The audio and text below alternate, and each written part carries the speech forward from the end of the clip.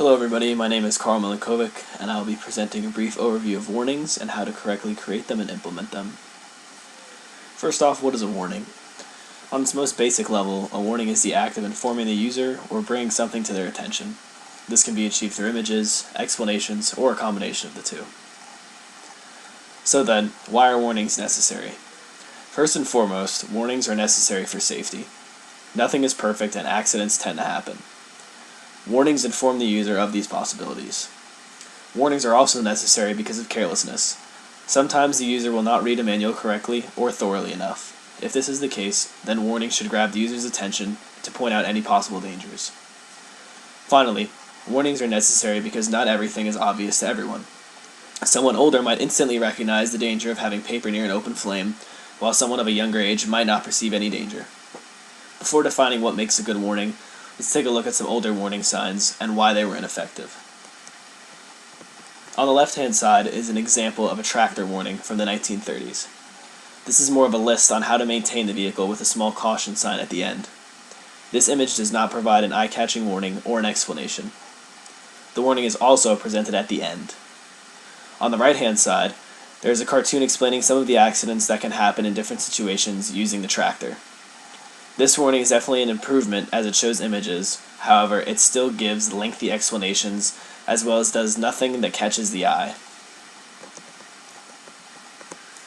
In the 1970s, icons started appearing with warnings, the first being the green cross. This icon now provided a way to catch the reader's eye. However, the image itself still provided no indication of what the warning was about. However, this would still lay the foundation for modern-day warnings. Modern warnings all share similar characteristics.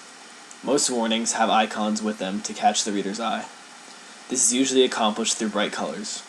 This icon is also usually an image that indicates to some extent what the warning is about. Following this, there is usually some sort of explanation accompanying the sign. However, even knowing this, user problems can still arise.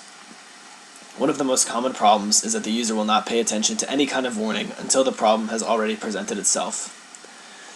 The user also tends to rely on experience rather than warnings. Many times when something breaks down, a user will ask someone who owns the same product if they have experienced something similar and how they solved it before consulting a warning or a manual.